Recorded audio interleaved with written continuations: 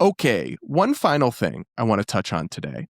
The obviously the ICE operations in Minnesota and across the country are very controversial. And we've talked about a lot of legitimate critiques and concerns about what's happening, but the response is also getting unhinged. So I have seen video after video of mobs of angry anti-ICE protesters confronting people they suspect to be ICE officers, demanding that they get out of their vehicles, show us their IDs, and it's all getting unhinged and crazy. And we have the latest incident in that line, in that vein, coming out of California. We're going to watch some local news coverage because some federal air marshals were surrounded by an unhinged mob that mistook them for ICE agents. Let's watch this local coverage. Federal agents are forced to call the LA County Sheriff's Department for backup after a crowd becomes unruly. Fox 11's Matthew Seedorf with this story in Linwood. There's more to this one. Matthew? Well, this appears to be a case of mistaken identity. Some TSA officers were eating dinner here. Someone thought they were ICE, and then the crowd showed up. Whistles and horns blaring of anger in Linwood. Federal agent got this from ICE.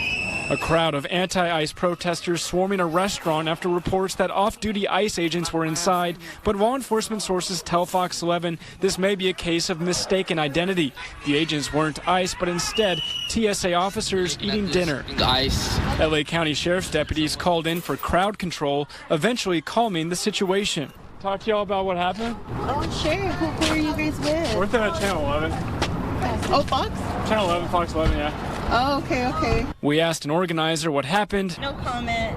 Oh, we just want to ask what happened. No, I know, but I just don't trust Fox. She refused to speak with us, saying it was because we're Fox. Did you guys think it was ICE? Potentially. Yeah. When we turned to restaurant workers for answers, the organizer followed us inside, recording and telling employees in Spanish not to speak with us either. Yeah, sorry to you. You're not getting nobody to talk to you.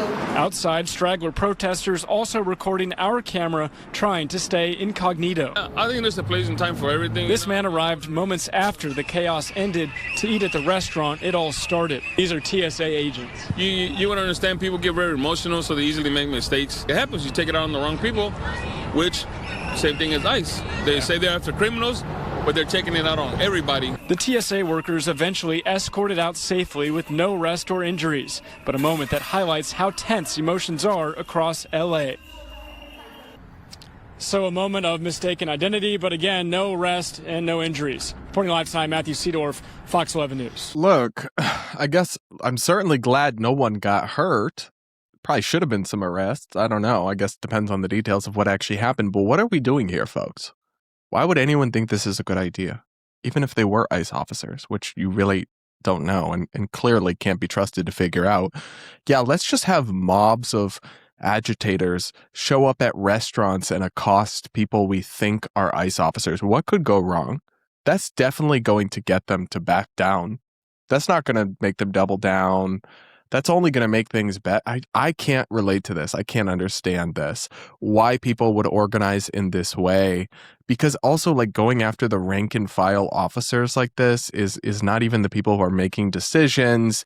It's just, and it's so clearly dangerous and going to lead. That's my problem with, I'm like really very critical of what ICE is doing in a lot of ways. But then these counter protesters in Minnesota, but also across the country, like we're seeing here, they seem to be resisting in also like dangerous ways. Even if you primarily care about the safety of the agitators and protesters, don't do this. Like, don't mobbing and confront federal agents. What could possibly go wrong? It's not like we've seen any instances lately where that's gone extremely wrong, is it?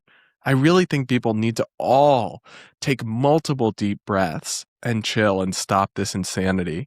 Yes, you have a right to peaceful protest, but stop trying to interfere with law enforcement. Don't go and harass and stalk people you think might be ICE. None of this is making anything better. In fact, it's all making it worse. And there's so much potential for mistakes and mistaken identities like we've seen here.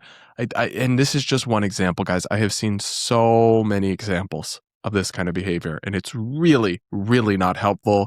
It will of course only play to further support for ICE among kind of Republicans or the conservative base. We'll see, look at these insane leftists harassing our law enforcement. It's all just absolutely ridiculous. Now, while we're talking about ICE, I want to discuss the funding fight in Congress right now. So we are potentially on the brink of a government shutdown if a deal can't be reached. And there's a lot of quickly moving parts on that, so I'm not going to be able to bring you the latest update. But it does look like there's been some progress towards a deal. But Democrats are using their leverage because while Republicans do control the House and the Senate, they have very slim majorities, especially in the House. And they actually need Democratic votes to pass funding bills to keep the government open, which is why, obviously, we had the government shut down earlier in Trump's presidency because Democrats shut it down and then gaslit us and claimed that they didn't. Anyway, though, I thought this was interesting because this moment and what Democrats are choosing to stand on is very revealing because there's two strains of Democratic thought when it comes to pushing back on ICE and on the excesses of Trump's immigration crackdown. One is the radical strain, kind of represented by, I would say, like Zohran Mamdani and these people coming out and saying, abolish ICE and get rid of it, and just totally ignoring the fact that we actually do need internal law enforcement to enforce immigration law and remove dangerous people and criminals and all of that, and setting themselves up for, in my view, another defund the police political debacle, where they're interpreted as supporting lawlessness. And typically, if you give the American voters the choice between excessive law enforcement or no law enforcement, they're going to go with excessive. That's just like a 101 of how human beings work. They prioritize safety in many cases over, civil liberties and other such things. But then the more common sense pushback from Democrats is calling for reforms to how ICE is operating and stronger protections for civil liberties. And so with this shutdown fight, I was wondering which one is going to win out. Is it the people who say shut down the government if they don't abolish ICE? Totally defund ICE, because that would put us at a total impasse between just a crazy extreme that's not going to happen and the status quo that most people are finding increasingly unacceptable. But actually, I looked at the Democratic demands and I was expecting them to be a lot crazier than they were. They actually seem pretty reasonable to me. So here's Fox News reporting on this. Schumer rolls out list, that's Chuck Schumer, the Senate minority leader, rolls out list of ICE demands as White House says Dems block deal-making session. Senate Democrats reject funding package following deadly Minneapolis immigration operation shooting over the weekend. Senate Minority Leader Chuck Schumer, Democrat of New York, laid out 3 requirements for Democrats as the upper chamber hurdles toward a Friday deadline to fund the government. He noted that his entire caucus was unified on the, quote, set of common sense and necessary policy goals that we need to rein in ICE and end the violence. Schumer's first demand was an end to roving patrols. Another demand was tightening the rules governing the use of warrants and requiring that ICE coordinate with state and local law enforcement. Let's talk about this before we get to the other ones. This one, this makes sense to me, a lot of this. The idea that you're just going to have ICE officers roaming the streets, Border Patrol agents roaming the streets and asking to see people's papers or like demanding to know people's immigration status because of their accent. We've seen that kind of thing. No, it's like they should be conducting targeted raids. We know there's a dangerous illegal alien here. We've been tipped off. Our investigators, we're going to go arrest him. We know that there's a business that employs lots of illegal aliens under the table. We're going to go raid the business and apprehend them and deport them all, but not just roaming around and doing some of what we've seen of. Same thing with warrants. I'm sorry, but some of this is crazy that ICE is claiming internally they have the right to go into people's homes without a warrant from a judge. Absolutely not. That's like a egregious violation of the Fourth Amendment. Because they think you have an illegal immigrant inside, they can just go inside your home. No, absolutely not. Now, there's a conflation of some people on the right are saying Democrats are demanding that ICE gets a judicial warrant for every illegal immigrant arrest. That's not correct. That's not my understanding of what they're demanding at all. Having read about it, they're simply demanding a judicial warrant in cases where they are entering a home or a private property without, obviously, permission from the owner. So that, to me, is entirely reasonable. Second on the list, this is back from Fox News, was a uniform code of conduct and accountability for federal agents, akin to the same standards applied to state and local law enforcement. Schumer contended that when these policies are broken, there should be independent investigation. Again, not controversial to me that they should be held to the same standards as state and local law enforcement, and that there need to be independent investigations into these shootings. For example, DHS has said for some of these most recent shootings, oh, well, we're going to do an internal DHS investigation, when the standard would be to have, I believe, the FBI or another branch actually a branch of the Department of Justice rather than of DHS investigate. No, the investigations have to be independent. They have to be you can't investigate yourself. That's not going to be a credible investigation in many cases. So I think that is not unreasonable. And third, this is again from Fox, Democrats want masks off, body cameras on, and for federal agents to carry proper identification. So part of this, to me, seems like an easy win for everybody. Give every one of these immigration officials a body cam. It will clear up a lot of this grainy footage we're litigating about when instances go wrong. And if they're not doing anything wrong, the body cam footage may well vindicate the officer. So it's not anti-police to want transparency for law enforcement that will even protect the good officers. So absolutely, I support the body cams. I also think they should carry proper identification. We can't just we see scenes of these people who look like, I don't know, they're in a camo hoodie and they've got a hat on and a ski mask, and they're like, I'm ICE. It's like, are you? How do I know that? You don't look like law enforcement. That's not normal or okay. And so, yeah, they should have proper identification with badge numbers if they're going to be conducting law enforcement inside the country. That's not a hot take. That's basic accountability.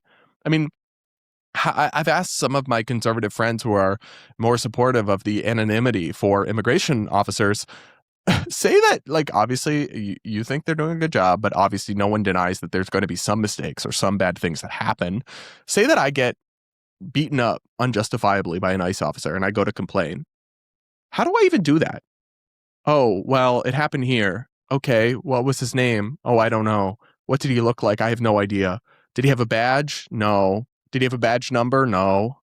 Like, how would I even file a complaint that my rights were violated? How can you have an accountable police force that's totally anonymous? That's not okay. The same with the masks. Listen, I understand why these ICE officers feel like threatened, because there's this tremendous backlash. There's people targeting their hotels.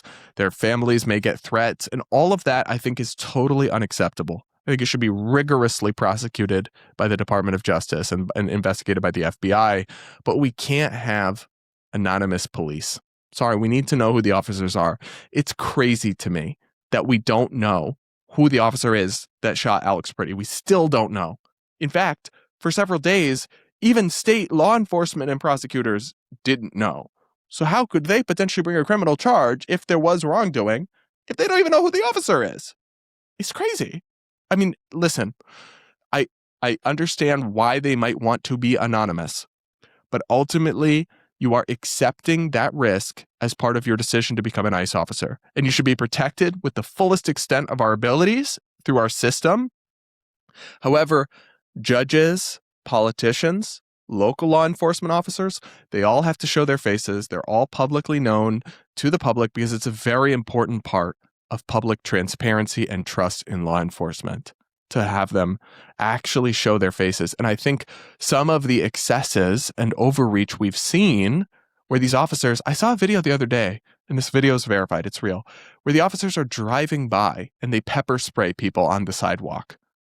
Like, how that could possibly be appropriate or anything other than criminal assault, I don't understand. Because there's no self-defense. It's not necessary crowd control to do a drive-by pepper spraying of people.